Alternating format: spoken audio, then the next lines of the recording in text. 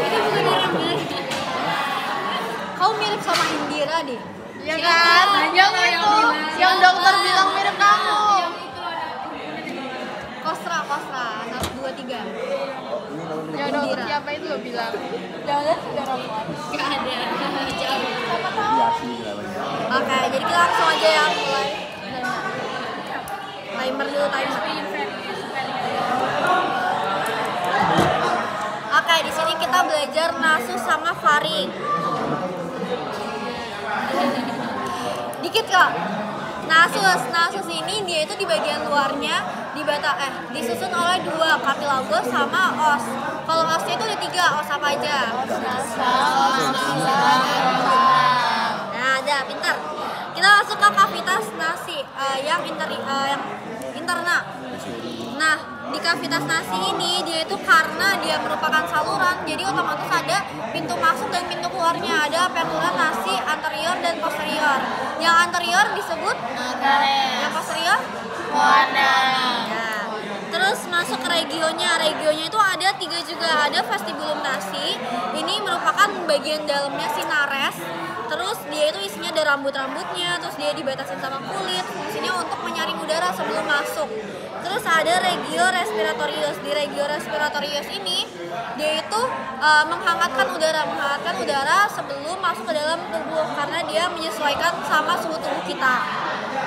Terus ada regio olfaktorius yang ditempatin sama nervus olfaktorius yang fungsinya untuk penciuman, untuk bau ya.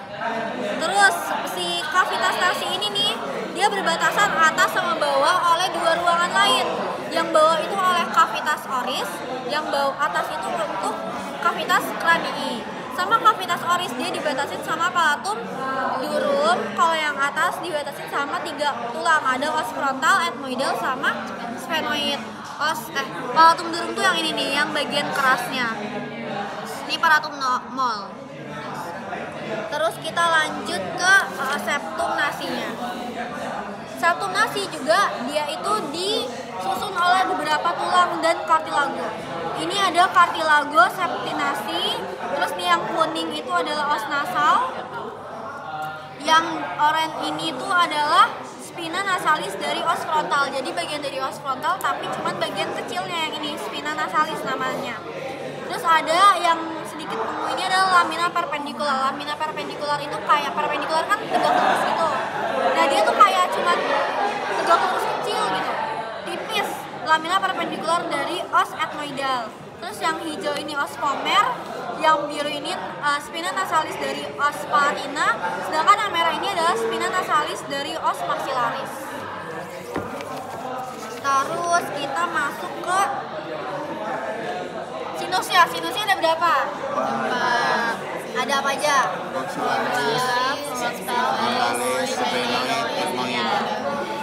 Betul. Yang pertama, yang paling besar dan paling bawah adalah os sinus maxillaris. Yang kecil-kecil yang ada banyak adalah sinus ethmoidal. Yang paling atas ada sinus frontalis. Yang paling belakang ada sphenoidalis. Kalau misalnya terjadi sinusitis, itu biasanya di sinus apa? Kita lanjut ke koananya. Koana itu di dinding medial atau lateral? Koana itu di dinding medial atau di lateral? Medial. Kalian bayangin di medial, di lateral. Jadi kalau misalnya kalian lihat di dalam sini nih, salah. Nih, di sini itu dalamnya, yang bagian tengah ini cuman satu doang septum nasi di medial. Sedangkan kalau lateral, kalau misalnya kalian lihat ke dalam ini tuh ada ruangan-ruangannya, ada si koananya. Iya. Jadi sebenarnya tuh dia tuh di lateral. Pegang. Kelihatan kan? Oi coy. Nah, di dinding lateralnya itu dia dibentuk sama koana-koana tadi. Ada berapa? 3. Apa aja? Superior, medial, inferior. Superior, oke. Kalau ruangannya dibentuk sama ada berapa? 4. Yang paling atas dulu, recessus sphenoidalis. Dia merupakan muara dari sinus sphenoidalis. Bisa dilihat di sini adalah sinus sphenoidalis. Terus muaranya tuh di sini nih. Nih, opening of sphenoidal sinus yang kecil ini. Muaranya di recessus etmoidalis. Terus kita masuk ke ruangan yang kedua, merupakan meatus nasi yang superior, merupakan muara dari selula etmoidal inferior. Posterior. Terus kita masuk ke meatus nasi media, ada yang bentuk bangunan kayak kubah. Bula etmoidalis, bula kan kayak bulat gitu kan, bula etmoidalis. Terus yang kayak saluran setengah lingkaran namanya bula ini merupakan muara dari apa? Selula etmoidal media. Terus yang saluran setengah lingkaran namanya hiatus semilunar. Semi kan setengah, lunar bulan, jadi setengah lingkaran dia, kayak saluran setengah lingkaran. Merupakan muara dari sinus maxillaris. Nah, di ujung hiatus semilunaris ini ada muara juga. Ada tempat namanya infundibulum. Di sini nih, di ujung ini. Ini kan salurannya.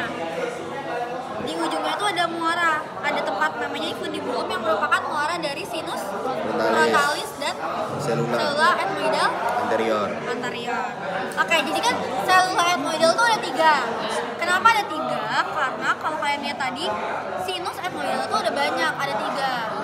Nah, yang dimana muaranya itu beda-beda. Jadi masing-masing selula itu merupakan muara dari sinus etmoidalnya.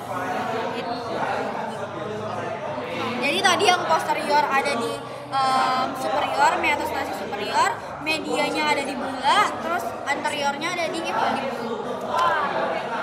Gitu.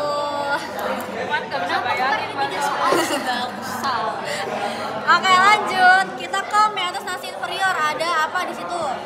Muara ductus nasolacrimalis. Makanya kalau misalnya kita nangis, tetap hidung kita tuh pilek karena di situ ada ductus nasolacrimalis berhubungan sama glandula lacrimal, glandula air mata.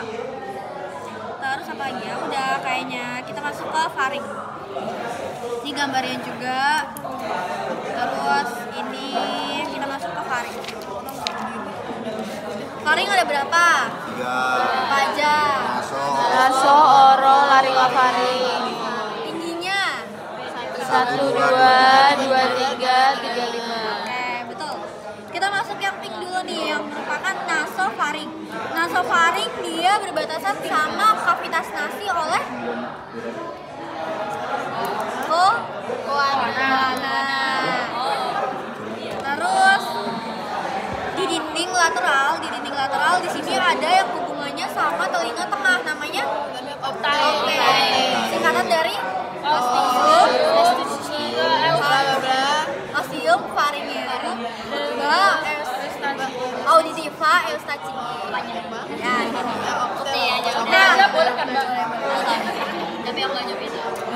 nah, di atasnya optai ada peninggian namanya Torus tubarius. Kalau di bawahnya Torus levatorius. Nah, nasofaring dia berhubungan sama orofaring oleh isthmus